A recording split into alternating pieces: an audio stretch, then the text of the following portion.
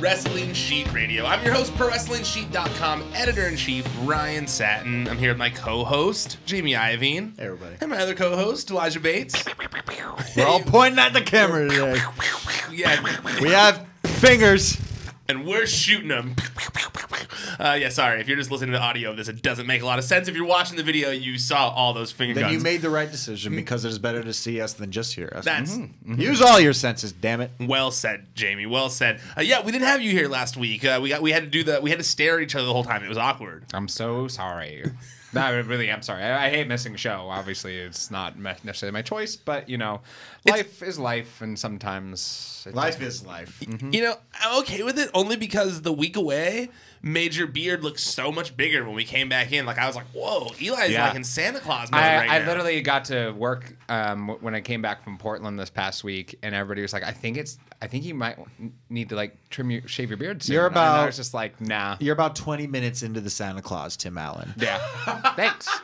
I'm not going to give away your Halloween costumes. I won't bring up that conversation we had, but I feel like he's going to be on my side as to which costume you should wear here. We'll debate it afterwards. Okay, yeah. Also, I brought up the blade thing to Roka this week. He says the same thing as us, that as long as you're not in blackface, totally appropriate, not in an offensive costume. But what about the hair? He said your hair's fine like that. But he has the notches and shit. No, I think you would have to do the hair. The hair is really it's a crucial part. Yeah. It's because it's a lazy man's costume if you don't do the hair. Yeah, it's just a guy. I just look like Silent Bob with a gun. It's like whenever you see somebody who has clearly put together a costume with their own clothes of their favorite movie character. Like me every year, basically. It's like when you see somebody dressed up as Walter from The Big Lebowski, but only wearing the clothes they have at their disposal. And it's like, you don't look like Walter. You just look like a piece of trash. I love when Ryan and Erica show up for Halloween because for the past few years we've been spending it together. Because every time they show up, they tell me what they're going to be, and my expectations are up here, and then it's those homemade theatrical trailers that come up on YouTube that people make do-it-yourself movie trailers, and it's the do-it-yourself of the WWE 2K commercial. Although last year, I'll admit, last year was terrible. Last year, we very much underperformed last year. I was a terrible. It would have been Nikki great Bella. if you tried. Yeah, if I tried and I'd bought her actual clothes off WWE shop, it would have been much better. I did bad last year. I do think though that our broken Matt and Senor Benjamin was she made a very dope. good Senor Benjamin. I'm just a little bummed that you guys did not get intimate while she was dressed as Senor Benjamin. Yeah, well, I was really hoping that you would come back and be like, hey, something weird happened over the weekend. Yeah, I was really cool not picturing that. I saw the picture of that. My life was going great, Also, speaking of Senor Benjamin, I'm so excited. Man, all these pictures that Matt's been posting of the Halloween Hardy special has me so pumped for the special. I'm so excited to see that whole group back together again. I think it's going to be super duper weird in the best of ways. I only have one complaint. That it's only an hour long. Aw, look at you. I want it a whole feature length. Well, I'm really hoping that... An hour's a pretty long time. I need no commercials. At least 2. You need a 2-hour epic, basically? Yeah. I'm really hoping that it does well enough to get greenlit as a series and we can get a bunch of them. Well, as you know, the majority of the success of the Broken Universe was owed to the internet, and the network is on the internet. So I feel like once that tweet goes up that it's up there, I feel like the entire Broken Universe is going to go on and check that out. And for the most part, that Broken Universe stuff, besides the deletions, which were all great, all those specials, but the vignettes, not vignettes, because it's a weird way, the segments involving the family at the house and all that kind of stuff, all that stuff was the best part of it, in my opinion. We never got any family members other than Jeff involved in a very quick Senor Benjamin cameo in terms of their time in the WWE.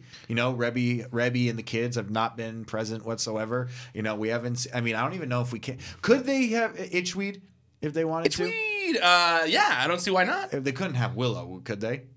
I think that they now own all those characters now. But but they said they own all the characters in the Broken Universe. Willow was before the Broken Universe. He is from... Yeah, but that's from the Omega days. That's even more so their characters. That's true. He had them way back in the day. But you know how that works. Sometimes then they buy the rights to the name and then they own it. That's happened in the past. Yeah, I think... hey, you can't be the Dudleys anymore. Yeah, I'm pretty sure Willow... And I love that we're debating who owns Willow for future use, like it's this hotly contested item. But I think Jeff Hardy owns the character of Willow. This is maybe the only arena where you would be talking about Willow and it wouldn't be the Warwick Davis feature film. Yeah. True. That's all I have and to there's say. that is. And I mean, that Willow is better. Yeah, for sure. I mean, I love Jeff Hardy. He's one of my favorite wrestlers of all time. But Willow is not my favorite. I just love when I tell people who've seen Willow, and I'll be like, that guy was an Ewok. And they'll be like, what? And like, yeah. Willow's great. It's a great movie. Hey, Warwick Davis. Side note, congratulations on being a manager to a champion already. Yes. I mean, it was only a matter of time. Royce Isaacs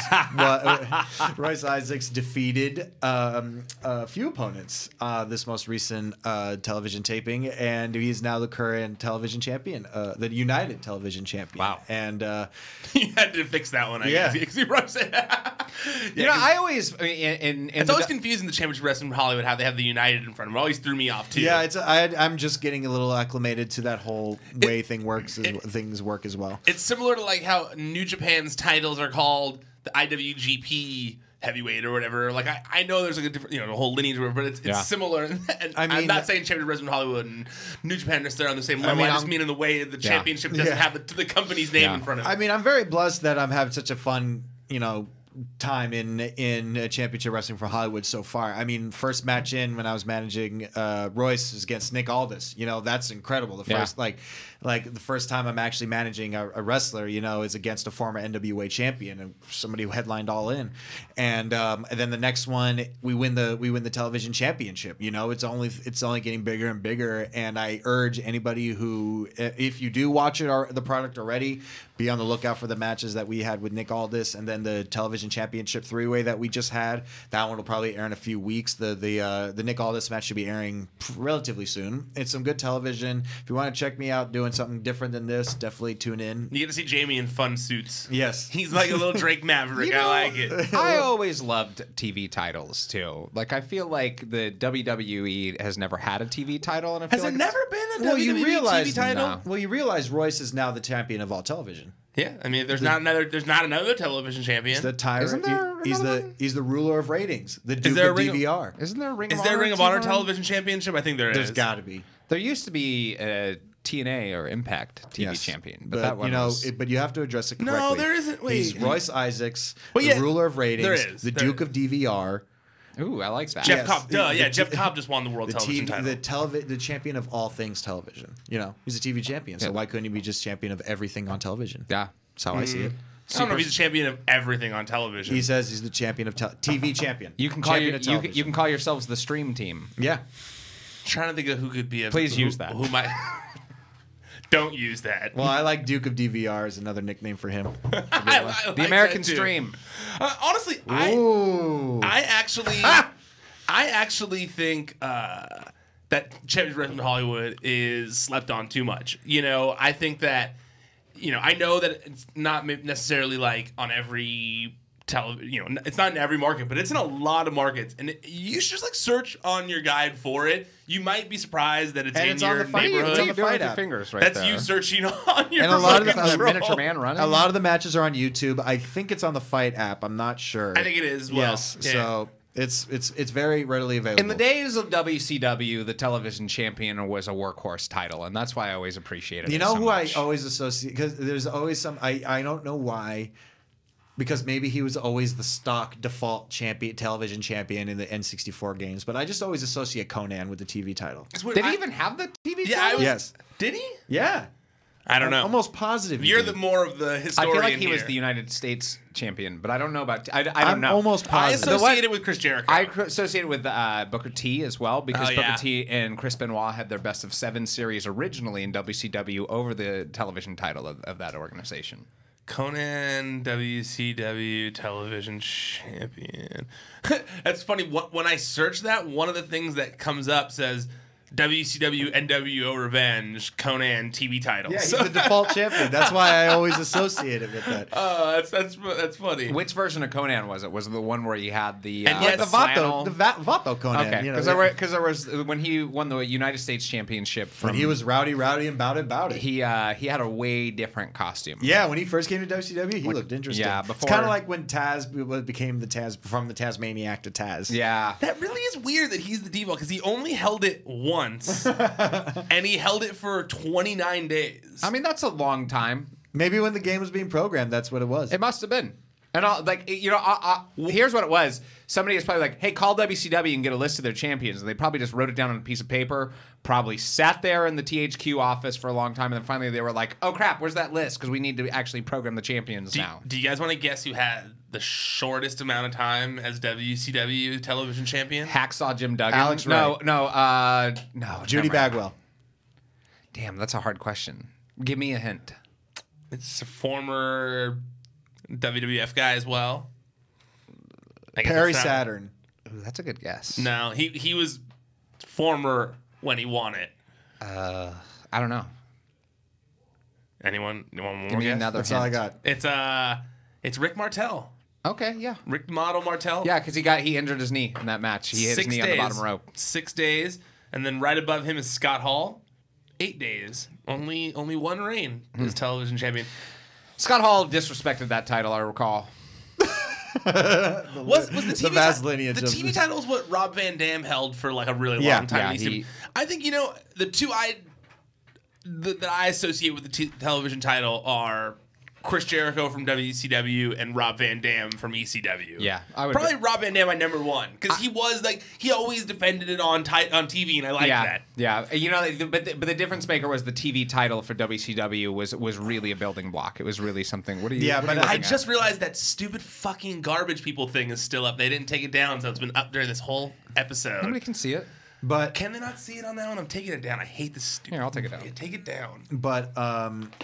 I don't think we'll ever see it on WWE television because, as we all know, Vince thinks there's already too many belts. Throw in one that doesn't make. I mean, what's so funny is they have so many TV shows. Like that's the one title I feel like that actually would have relevance. I always feel that way as well. Like I don't know if this is necessarily how it's always been. But I like that like the TV title was like supposed to be the one that was defended on television. Yeah. So like it gave some weight to a certain certain matches. It was one of the few belts in and I'm not as familiar with how it works in championship wrestling from Hollywood, and I don't know if it worked the same way in ECW, but there was a time limit whenever WCW would have this match. They don't really have time limits in wrestling at all anymore. I know, and so it did make it one of those things like, hey, if the TV champ could just last 10 minutes or 15 minutes or whatever without you beating him, then he wins, or he doesn't lose the match. And I thought that was a great gimmick, at least, in terms of providing a different kind of match with a different kind of outcome and everything like that, a different way to book those matches and stuff like that. But alas, there's already too many titles. So. Yeah, no, totally fair. All right, well, I want to switch topics here a little bit as we've gotten very off track very quickly because I haven't gotten into any of the news topics yet. But the biggest story of the week, in my opinion, was HBK taking a bump again. Got a beatdown from the Brothers of Destruction. Our Raw recap show got lost. You guys, you probably didn't see me tweet about it, but our Raw recap show got lost this week. I'm sorry. We talked about it, we discussed it, but my discussion was lost. So good for you guys because we get to discuss it here now. How'd you guys feel about it? Jamie, how'd you feel about it?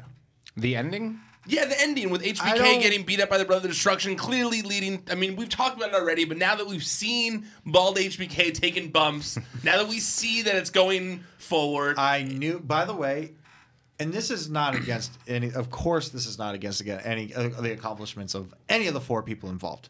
All four of them, Hall of Famers. One of them already is. It's just that, you can't, to me, it's starting with The Undertaker. The Undertaker was always somebody that I had held out hope was going to be somebody that wasn't going to overstay his welcome. Yeah. He always seemed like he wasn't going to be one of those guys that just would say, I'm going to retire, and then just won't go away. Yeah. He's fallen into that category now.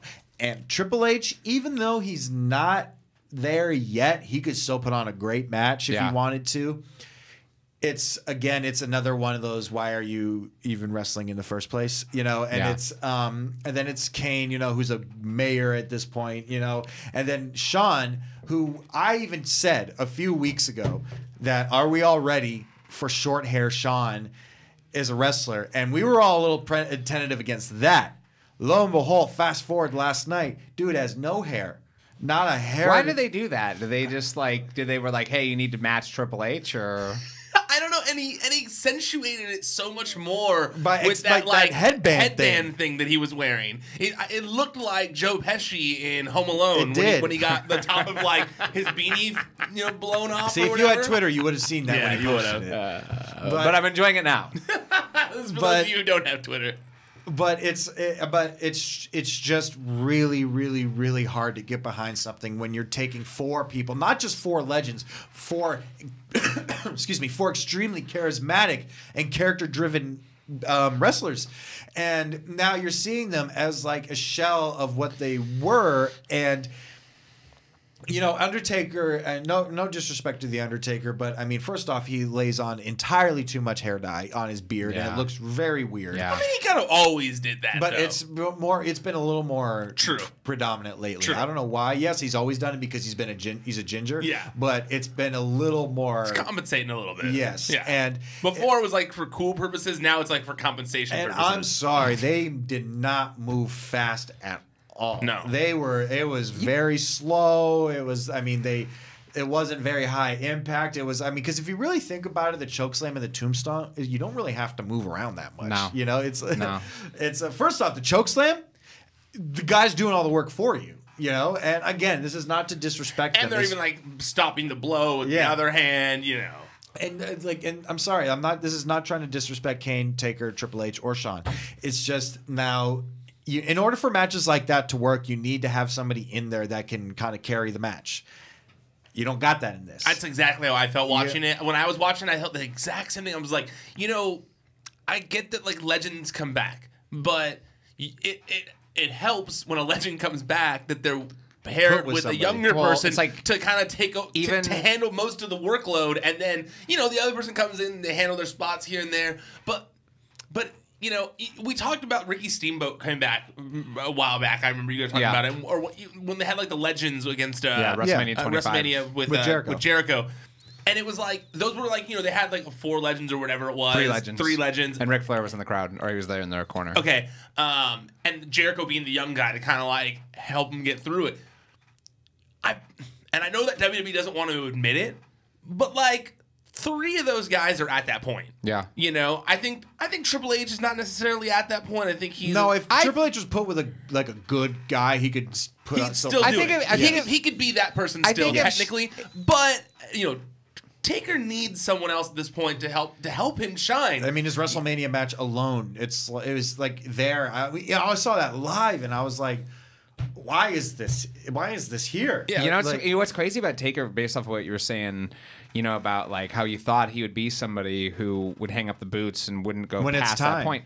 It's like, to me at least, that moment happened the day he lost the streak, and that was 4.5 years ago. Like he's been past that point for almost 5 years now, and that's crazy to me. That's why I was so frustrated when the Roman Reigns WrestleMania retirement thing wasn't the end.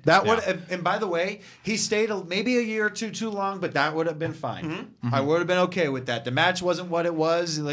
Probably there was a few botches here or there. Probably wasn't the ideal way he wanted to finish his career. But the image, the way he did the whole ceremony, and the match was what it was. But the important thing was the ceremony that he did at the end was the perfect knot on the bow. Left as the dead man, left the gloves, the trench coat, and the hat in the ring. It was perfect, and then now it doesn't mean anything. And now also you throw in so all that aside, so Taker is one thing himself, but then you toss in Shawn Michaels, who hasn't wrestled in like what? It's in 8 years, I think. Has it been that long? I think it's been less. I think it's like 5 years. No, you're wrong. I think he got injured in like 08. I think he retired in WrestleMania. 08, It was 09. WrestleMania 26 was his final match against The Undertaker. Okay. Because it was 25 was the first time. Okay. All right. Turn the heat down. So That's not even just knowing history. That's just math, Ryan. I'm bad at math, so it makes sense. That's why I'm a writer. But to continue your point. Yeah, to continue my point, even more so Shawn Michaels. You know, Shawn Michaels really needs someone that's going to help him get through it. And I get the whole point was like, oh, like tag match. Then they all kind of like don't do a bunch. But who's gonna carry the load? Who's gonna carry the match? Yeah. Triple H, I guess. That Triple H versus Undertaker is gonna main event Super Showdown, obviously, right? Like, there's no way it's not main eventing. It's the only match that they've really build a solid program behind. Yes, and there's not a world championship match. So, well, I guess there's Smojo versus AJ Styles, but there's not like the universal. Excuse me, there's not a universal championship match. So, it's gonna main event. What I just said wasn't accurate. Yes. So, but it'll main event the show. It will main event the show, and it's a good chance it'll probably main event Crown Jewel, the DX versus Brothers Instruction thing. And that to me, it's just not. Do you want to know how? Not what I want to see. Do you know what? Like, don't get me wrong. I'm going to watch Super Showdown, but part of me already feels past it. Like, where I'm like, all right, let's just get to this tag match already. You know, because it's like we know it's coming. Yeah. Like it's. I'm very ready for this 6-man tag to be over and moved past it. Because I mean, I'm with you, Ryan. This whole program with the Shield and Braun Strowman and Drew and Dolph, that's not helping anybody. Mm-mm. And the only thing that we're going to get out of it is a tease to a potential Dean turn, which, you know, WWE is really good at, you know, leading you one way and then changing the other. Like, I mean, I wouldn't be shocked if at the end of the day it wasn't Dean that turned on the Shield, you know? And what if it's Roman, you know? Like, because, you know, they're telegraphing it a little bit too much. Too much. Yeah. They don't usually telegraph it that much. They're not doing it. So I said the same thing on one of our, I think it was on the recap show that didn't exist. But yes, I do the exact same way. I feel like I'm almost worried. I'm like, each time they bring it, I'm like, no, please stop bringing it up because I want Dean to actually turn. So please stop like doing this. It's frustrating. And you know what this is doing, which is it's just even more aggravating to me, is it's wasting more Drew McIntyre. Yeah, because this is a guy that can really go. You know, like I'm not when I mean in the ring. I mean go the distance in terms of like he's marketable. He looks great now. He's got a great move set. He could talk finally and like. But he's being wasted as almost. I mean, he's almost an afterthought in this whole thing because you know the main focus is about Braun and Roman. Absolutely, and I would like the next program out of this, and it's not probably going to be, but I want Drew McIntyre versus Roman for the title because I feel like that would be great. Yeah, way more interesting of a thing to be watching. But I think, to be honest, I think Shield's going to win, and then we're going to start to see dissension between the Shield again until something finally happens and they break up, and then they feud for the next few months, all three of them or something like that. I don't know. Maybe that's what I was thinking. But the Shawn Michaels thing, though, I lost what point I was going to bring up. That he hasn't wrestled in a long time. Need somebody to carry him. You don't like his head. I don't like his hair. His head. I don't. It is weird to see Shawn Michaels with a shaved head. Right. It would be different if Shawn Michaels had a shaved head. Like if he had come back and had kind of like started rocking that look before he retired or something like that. Because he probably could have done that look back then too. Because it was jarring. And it's just like, well, it takes you out of the moment because you haven't seen him like that. No, because we saw what he looked like when he first cut it, and it wasn't that. No. Yeah. But Triple H did the same thing. Triple H cut it short when he first cut it, and then he realized, like, you know what, I just need to go bald. Triple H's shaved head and beard combo makes his head look massive. I think it's worked for him. I think it does too. I actually accept that. Like I saw, that's going to be your look in a few years. That's fine. Yeah, you're already really close. You're on the way to being Triple H. I'm talking about how handsome he looks. No, but I was looking at his head the other day and I was like, damn it, that beard makes his head look massive. I mean, he does kind of have like one of those heads on Easter Island. You know what? I got to give him credit because that beard is taking a lot of attention away from his nose. And it looks much smaller. I wonder what Alberto Del Rio thinks about that. We all know what he thinks. The pussy with the big nose. We all know what he furry thinks. face and the big nose. And his big footy head. He's never really shy about letting us know what's on his mind. With the furry head. Did you guys see the interview the interview that Undertaker did this week? No. I haven't listened to the whole thing yet. Wait, real quick. He did it with a pastor? Yeah, it's random. Why? I don't know. Why? Well, he's clearly like a religious dude. Wait. Why is this pastor talking about wrestling and, not God? And why is he talking with the undead? Former WWE superstar God. True. I have not listened to the whole thing. Austin, who writes for the site, he listened to the whole interview. He watched the whole interview. Thank God Austin's here to do these things. Yeah, Austin's the best. He has short hiatus is back and is very helpful. But Austin, he's the one who watched it, and in the write-up that he did on it, he did say that there was a brief period of the interview where they talk about the Undertaker's faith. And then he's also interviewing Ted DiBiase, Sting, and Ric Flair. Hey, wait a minute. You're telling me that the Undertaker is a man of God, and yet his brother is the devil's favorite demon? I don't like this. Yeah, it does. It does. Like, I'm sorry, but if you're gonna like break kayfabe, don't do it with a pastor. If you're like this demonic character. Well, you know what was hard. He crucified somebody. Yeah, that was a tool in his tool. This week Kit. on His repertoire. on Top 5 with James and Kevin, they did a list of the top 5. Basically, it was the top 5 kayfabe crimes and like who should have been That's arrested. a good one. Yeah, Yeah. it was smart of them. I That don't was know a what really listened good to that one. one on the way out of here. Yeah, and it was basically which wrestlers should have been arrested for the kayfabe crimes they committed, and like Do you which have ones them? were the worst. I do have them. Just list them off. You don't have to dive deep into all of them. Hold on, I'll pull it up 1 second. James texted it to me last night. We got and I mean, you guys should listen to the whole show because it's funny. But I like the ones they pulled out. They got Big Boss Man on Big Show, disorderly conduct, desecration of a corpse. Yep. It says Boss Man shows up to Big Show's dad's funeral. Then he everyone also. knows that. Well, then what about wait. murdering the dog? That's later. So Big Boss Man made a lot of appearances on this list. He thinks he's above the the law. irony. The irony. That was my favorite part about it. I was like, wow, I didn't realize how many crimes Big Boss Man committed. Well, you know, like if you ever take a trip. cops of low intelligence typically commit a lot of crimes. And yeah, I mean, And Ray Traylor, I'm not saying that he was stupid or anything like that, but you know, Hey, he's the only guy I know R.I.P. that's died twice. then there was Rikishi on Stone Cold Steve Austin, attempted vehicular assault. manslaughter. yeah. Roman Reigns to Braun Strowman, attempted murder, locking Braun in a truck and driving an ambulance full speed into it. Seems, yeah, all right. Well, then you can throw Yeah. Hulk Hogan in there too. For which, yeah, true, When true. he did that to The Rock. Yep. Number 2 was Big Boss Man on Al Snow. Animal abuse and psychological torture. Boss Man abducting Al Snow's dog Pepper, killing it and feeding it to Al Snow. And then do you guys want to guess number 1 was? It's a very, very famous one. Like I knew this was gonna be number 1 when I saw them do it. I'm assuming it has something to do with Katie Vick, but that's No? Does it have to do with when Vince McMahon died in the limousine? No. Nope. Tell me. I'll tell you this. is it when Austin Big Boss Man is involved this time. is Is but he's not the one committing the crime. Oh, that's what I was just talking about. The only guy I know that's died twice. When the Undertaker murdered him at Hell in a Cell. Exactly, yes. Undertaker, Edge, and Christian hanging Big Boss Man in the Hell in a Cell. Edge and Christian were definitely accessories to that murder. Yeah, Yes, very I'm much still so. genuinely curious where they were going with that. Like, because so I don't actually recall. Did the Big Boss Man just show up the next day Yeah. with a neck brace? I don't recall. But he that literally so- went limp. Yeah. Like it wasn't like he had to be lowered and was like coffee. He literally went limp. Yeah. Because he was hung. Like, I know people talk crap about it. Well, technically the past tense of hang is hanged. But I gotta say, Hung up is like hanging up a photo. I learned this recently. Okay. hanged. Yeah. Yes.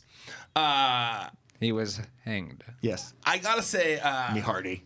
out of every wrestling angle that's ever existed, Pepper has stuck in my mind forever. I just remember the match happening and thinking to myself, this is going to be so awesome.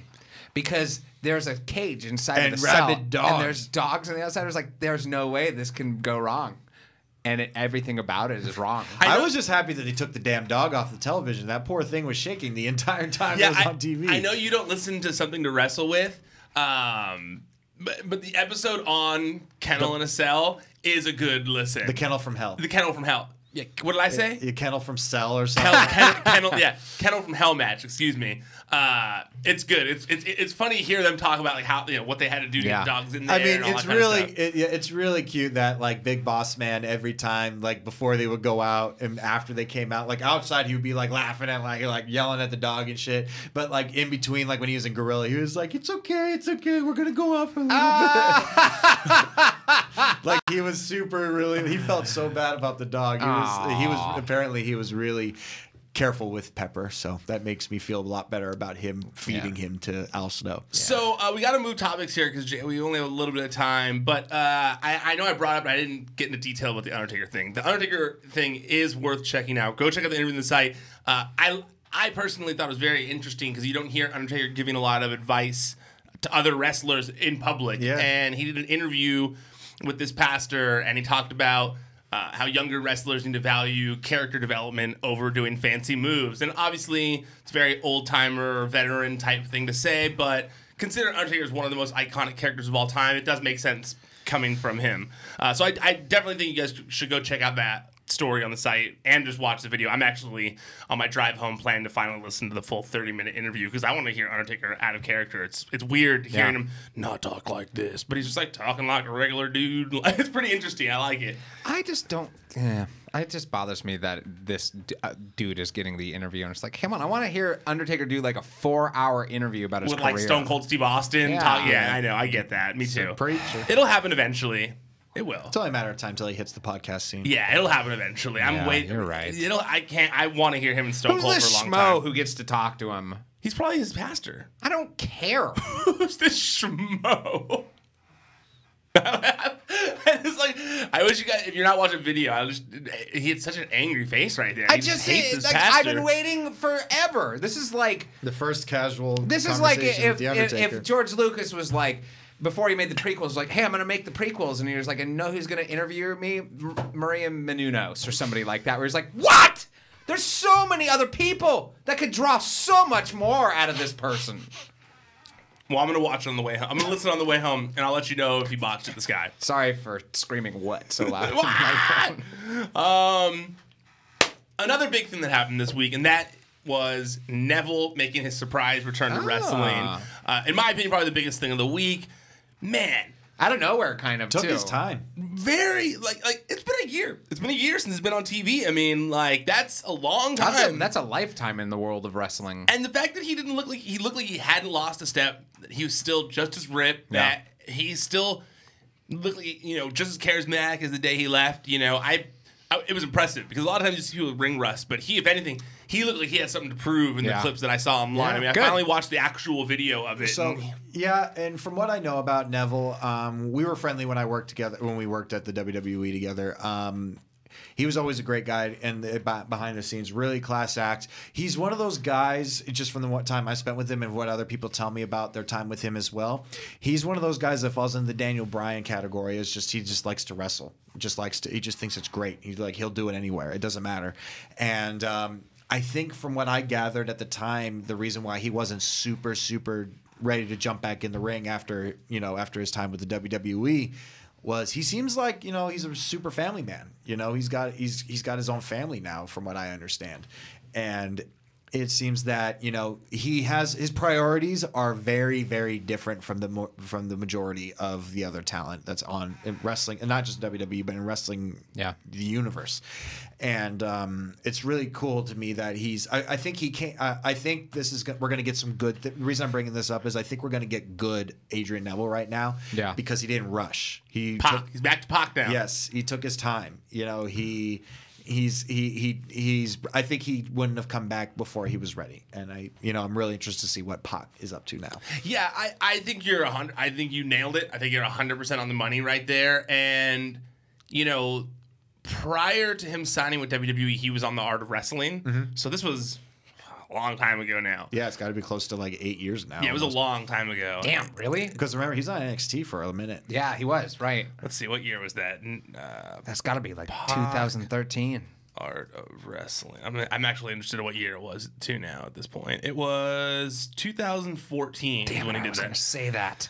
Well, I'm completely off here as well, but I think it was 2000. Oh wait, no, wait. Actually, I think it was 2012. Oh, it was probably 2013, like I said. It's between 2012 and 2014. One of the two. 2013 it is. And basically, in the interview, he said that he talked about, being he was very much nervous. Like he wasn't on social media and stuff. Like he didn't like putting himself out there. He didn't feel like he was very confident in his his charisma, his charisma. He did the whole interview, I remember, and then like they're about to turn it off, and he says something. I think it's like right before he signed, if I recall, and he talked about how he was like nervous, like he was really nervous about everything, and then Right before he went to NXT. It was right before he signed, and it was basically just him saying like he was nervous about. If I recall, he was nervous about the podcast coming out because he doesn't really put himself out there, and he doesn't like putting himself out there, and he was scared to, step outside of Dragon Gate because, he felt like he would maybe not have success outside of Dragon Gate, and then he would have left Dragon Gate for nothing. And it was really like it was sad, kind of. Like I remember, and so to see where he's gone since that, as like that was a few years ago now. And then he went through the WWE system, he gained all that confidence, and he gained enough confidence to quit, basically, or enough to sit on the sidelines for a year and just wait out his contract until they would eventually release him, and then to go back to Dragon Gate of all places where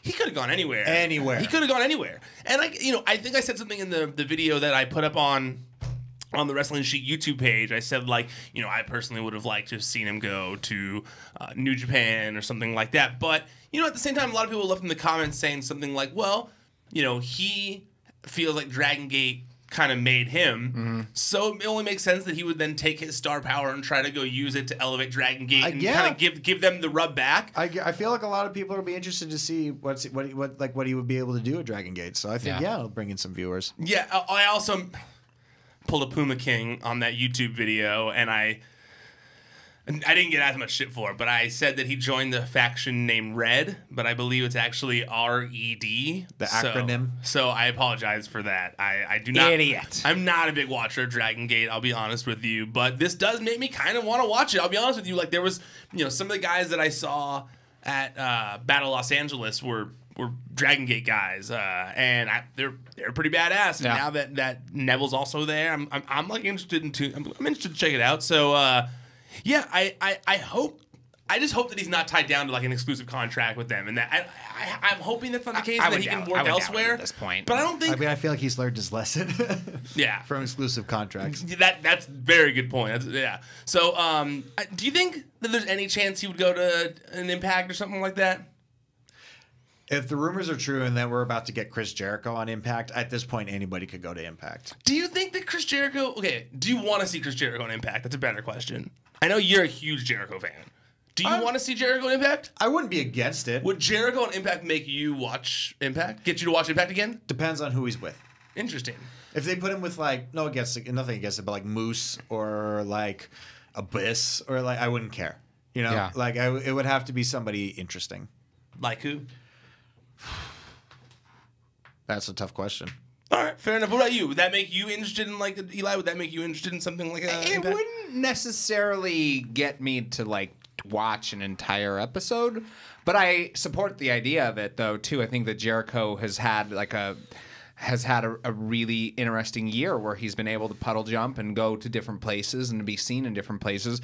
And I think that kind of plays into that ethos. I don't think that hurts his chances of coming back to the WWE. I don't think it affects it at all because they don't necessarily see any of those organizations as truly as competition, I don't think. Not on a little bit. Not to WWE, but I think they look at NXT now as in direct competition with all those other companies. Yeah. But I think that I also don't think that I don't think that people in the WWE think it's a bad idea for those companies to do well. At the end of the day, if they're an aggregator of content, the WWE, and they can get access to those shows, as we've seen in different reports about like tiered subscription plans and stuff like that, it would only be to their benefit for Impact to be putting out good programs and stuff like that. And I don't think they look at Impact as a competitor. No, I don't. But I do think they look at New Japan as a competitor. I think that they look at them as a competitor in the terms of that they're putting out content. In terms terms of a rival wrestling organization, no, definitely not. I disagree with you there because I mean we did that story. I did the story on the site, a few weeks ago when Matt Riddle signed with NXT, and it was about how New Japan, basically Matt Riddle's wife did a video vlog, and she basically said that, I don't know if you remember this already, but she basically said that New Japan reached out to Riddle, expressing interest in signing him for a certain amount of time or whatever, and he had to contact Gabe Sapolsky from Evolve, who is a WWE consultant, and he went to Gabe and said, "Hey, New Japan has expressed interest," and he said, "Okay, wait, hold on, give me a minute." He hung up, and then 20 minutes later, he got a phone call from Triple H saying he wanted to sign him. Yeah. So I have a hard time believing that they don't look at New Japan as a competition at all. New Japan excluded from what I said there. Okay. Because New Japan technically is the only one that's really at that level. Because I do think that when it comes to Impact, they know they can take whoever from Impact they want anytime they want. They've done it. And I would say that although they view them as competition, I don't think they view them necessarily on a level of competition outside of just the wrestling product that they're putting out and wrestling programs. They don't look at them as any kind of an opponent regarding merchandising of licensing or anything like that. Yeah, no, I agree with you there. So they do look at them as competition, but I don't think it's on all levels. I think it's just as as another wrestling company. But they definitely don't look at Impact that same way. Were you guys? Did I cut you off? Is there something you were gonna add there? No. Okay. What? Okay. I feel like we should talk about this one shortly. Not long, but I want to hear what you guys think about it. Are you guys looking for? I'm actually legit looking forward to this because I think it'd be funny to watch, and that's Alberto Del Rio, Alberto El Patron, announcing that he's going to return to MMA next year, and that he's in the midst of planning a super fight in Mexico City.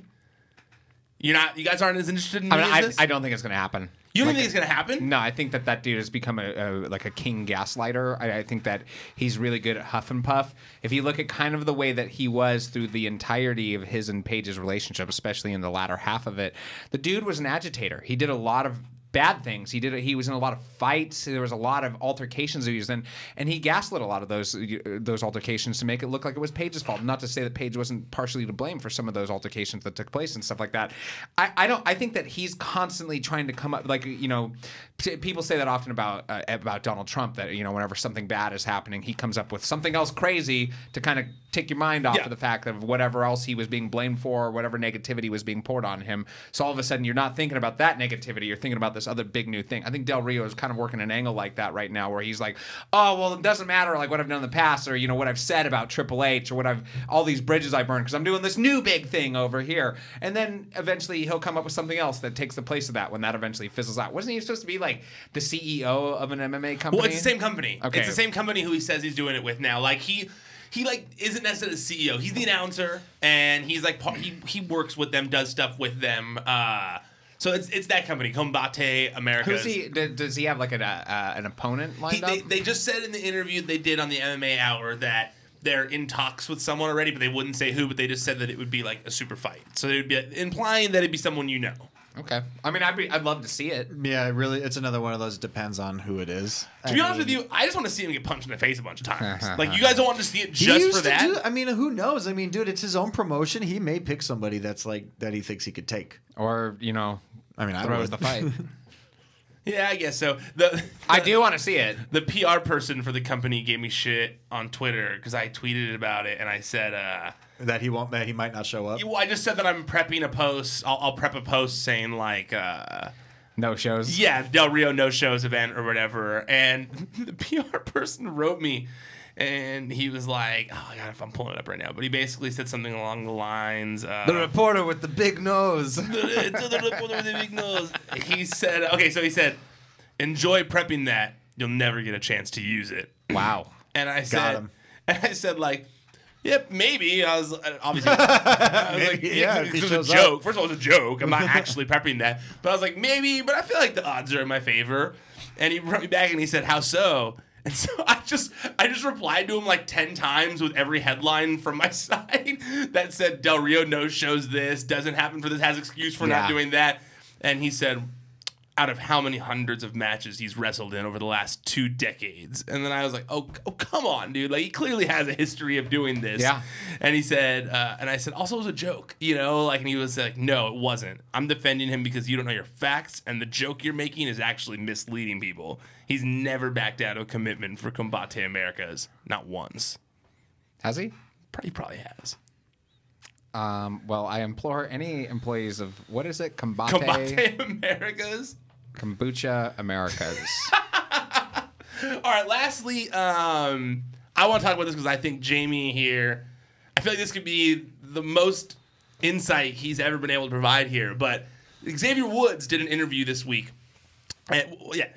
Came out this week. It was with Gamma Ray TV. It was an interview with Rachel Sam Evans, who hosts an awesome show on the podcast feed called Best of the Rest with Aaron Turner, where they talk about everything that's kind of going on, but that's not on Raw and SmackDown. So Lucha Underground, NXT, all that kind of stuff. So she interviewed Xavier Woods, and during the interview, they're kind of just like, it's like a rapid fire set of questions. We're kind of talking about just kind of, it's like speed dating type stuff.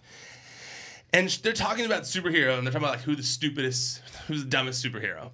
Okay. Keep going. Do you have an opinion on Well, that I one? didn't know he was going to call him stupid. No. He didn't call Batman stupid. They actually called Superman stupid. They said Okay. Superman. They said Superman is the stupidest superhero. Stupidest on like a lack of intelligence? Yeah. Well, see, that was kind of where the argument Or like got the a little character skewed. itself is a stupid character? No, intelligence wise. And Rachel was saying that Superman just kind of has like hot guy syndrome, where he just like, he's gotten everything. He's so perfect always that it kind of makes him oblivious to things. Yeah. But then while discussing superheroes, the name Batman gets brought up, and he said, and Xavier Woods says, well, Batman's not a superhero. Batman is just Bill Gates who knows karate, basically. Which, when he said that made me laugh. But it made me wonder, like, my whole life I have put Batman in the category of superhero. Yeah. Do you think Batman's not a superhero, Jamie? You had a comic book store. You're a comic book aficionado. Well, here's my thoughts on the whole thing. Yes, there are people who apply to both sides of the argument. There are people that, there are heroes that people like to classify all the characters in either the Marvel or the DC universe as heroes. Yeah. Superheroes are like some people like to say that only the superhero, the ones with super abilities, classified as superheroes. Some don't apply to that. Some say all people who are like dressed up in a cape and go fight crime are all superheroes. Here's how I subscribe to it. And it's very much the same way Superman subscribes to this. And I'm going to trust Superman because he is the leader of the Justice League. And if what's okay by him should be okay by everybody else. Okay. And that is, what does superhero come from? The word super. Super comes from superior. And in my opinion, Batman is superior in detective skills, martial arts, reasoning, and endurance. Yeah. More so than anybody on the Justice League, in my opinion. If you had to ask somebody, if you had any of the Justice League members to go defuse a bomb right now, none of them would know how to do it. None of them? No. Who? I mean, I guess Superman could throw it into space. But what he about couldn't- Cyborg? Okay, Cyborg is he's a computer essentially. So Cyborg he is not. could. Wait. So by this description of Batman not being a superhero, then Iron Man's not a superhero. Which he says Yeah, in the which I guess you could. he completely says that as well in the thing. But I think that's, in my opinion, yeah. I don't think that one didn't shock me as much because Tony Stark just is in a suit. Like the suit is doing everything. So he's not super. But his level of intelligence is superior to anybody on the planet, which is why he's smarter than everybody. Yeah. Yeah, I get that, but like, if you're the smartest person in the world, that's your super power. Yeah. Like, hey, you can make that face all you want. You look like you're like chewing on a lemon peel right now. It's like you just ate the pith out of a grapefruit or something. Yeah, well, that is the argument that he and Rachel get into. Is like, there's valid points for each side, but my opinion, my definition is superior. Also, couldn't Green Lantern defuse the bomb? Well, it depends on what iteration of the Justice League you're referring to. Couldn't Flash defuse the bomb? He could just run it away somewhere. Yeah, to but where the it bomb won't would blow. still go off if he was. Yeah, but because he's of somebody fast else. enough to where he could take it to a place that it was safe. Defuse, turn the bomb off using the wires. Nobody could do that. What if it was bolted, cemented to a wall? But Ant-Man could do it. Who? Ant-Man could do it because he. Ant-Man's on the Justice League. But he could. He's gonna blow a gasket on that one. I saw Ant-Man and Ant-Man 2, and I believe that Ant-Man could defuse the bomb that nobody, except for Cyborg, Batman, Green Lantern. Who else did you name off that could do it? The Flash. The Flash. Because the Flash wouldn't do it. You just make So what are you basically you saying? just move it. So you basically just But saying, he could move to a safe location. Like Superman could fly it to space. It would still go off. Yeah, but it wouldn't hurt anybody or anything. What if Martian Manhunter's just up there? Could Martian Manhunter do it? I mean, theoretically, What if- I mean, hey, he what could if- phase through it. what if like Malaysia Flight 370 is up there? All right, And that's what In happens. space? Now we're getting crazy. Now we're getting crazy. Yeah, it's funny, I guess when you break it down, like, yeah, 'cause Jamie, I was always like you. I didn't think the super part was necessarily superpower. I always assumed the superhero is like, you're a hero that's not just like an everyday hero. You're a superhero because you're fighting like supervillains. If you elongate the phrase superior hero, According to Superman. Also, real quick, even Superman came from a planet where he was not a superhero. He's True. only a superhero because he's on Earth, and the gravity, the pull, and the power of the sun are what turns him into a superhero. fact. Wait, So Superman is on Krypton. He's not a hero at all. He's just Yeah. a human being. but so then. He's like you sucking on the pith of a grapefruit, looking dissatisfied at what we're saying.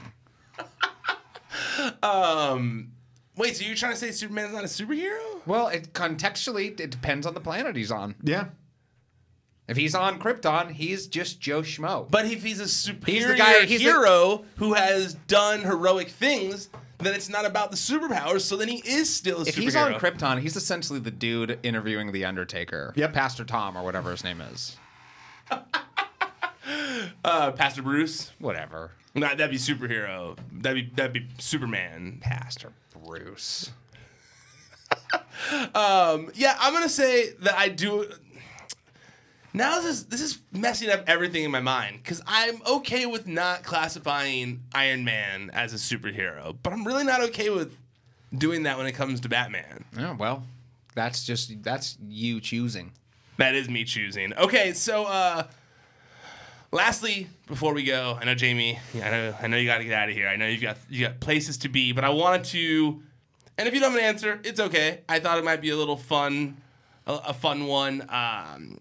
I asked for questions last week and I forgot to pick one of them, so I should bring up one of them. Just threw out questions to the audience out there, and at Ivan Fire J, I thought had a good question. He said, "What member of the NXT roster who hasn't received much TV time do you see having a bright future?" He says he personally sees Marcel Barthel and Luke Menzies both having great futures. Anyone come to mind for you guys that kind of like That deep? Jesus. Yeah, he went deep with his. Yeah. Jesus, he did. I mean, the only guy. He gets plenty of television time is Otis, but That's funny. That's the first one that came to my mind. But he gets plenty of television I time. know. I was struggling with the exact same thing. I was like, because I'm catching up right now on NXT, and I haven't seen the Otis match yet, but I saw the setup to it when he's filming when they're filming outside, and then he kind of like has that one-on-one encounter, like face-to-face thing with Ciampa, and I was like, yeah, dude, like hell yeah, get it. So I think he is definitely, but like you said, he does get a lot of TV time. Hey, real quick, is anything going to happen to all these people from NXT who showed up at the New Japan show this past week? No? I mean, the Morrow thing I understood because he worked for Access TV for a long time. I think it made a little more sense than the others. And then Kyrie Sane and Io, they're friends with people there and stuff. Yeah. It was kind of, in my opinion, it was more dick that New Japan showed them on They TV. didn't point him out though. They didn't point him out. It wasn't a full Robbie Highlander, but it was like you didn't need to put them on camera like that. Like that was kind of how I looked at it. I guess the only other one that I see that I picture doing big things, I guess, but he gets a lot of TV time too. That's a tough one. I mean, I was gonna say Lars Sullivan. Like Lars Sullivan, to me, when he gets brought up to the main roster, I feel like he's gonna be a huge deal. Yeah. Like, I feel like Vince is gonna fall in love with him. Yeah. He's such like a presence. He's such like a big force. Yeah, Like I agree. Yeah, I but he does get a lot of TV time. So I guess you know what? I guess Candice LeRae would be who I would say. Like Candice LeRae, she hasn't really had that much time lately. No, has she's she? really just kind of been Johnny Gargano's wife. Yeah. She lost, I think, to Lacey Evans, but not a lot of like wrestling TV time. I think she needs a real push for real. Like I would love to see Shayna versus Candice, a feud for the NXT, for the women's title or something like that. So that's my vote. All right, Jamie, where can people find you on social media? You can find me on Twitter at JAMIE_IOVINE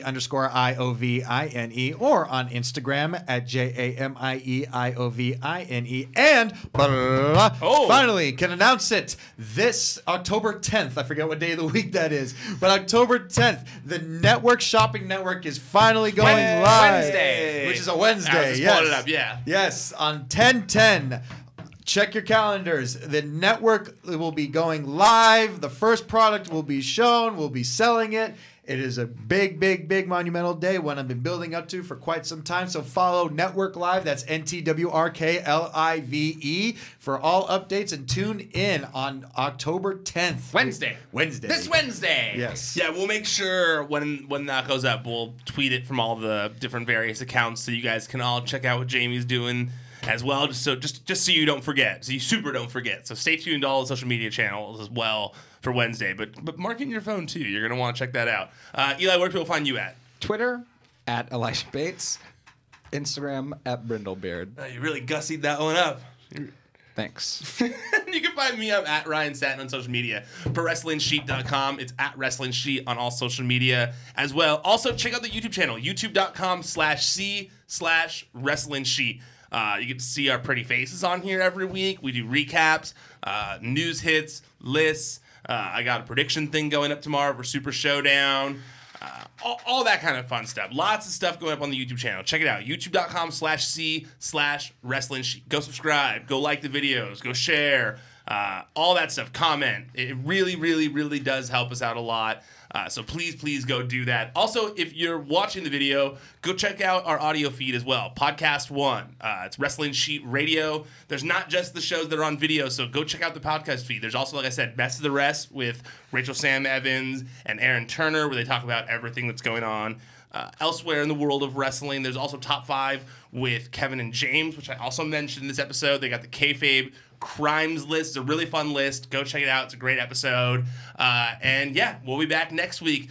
All right, that's it. We're done officially tapping out for now. Until next time, stay out of the dirt and keep your eye on the sheet. Bye, guys. Bye.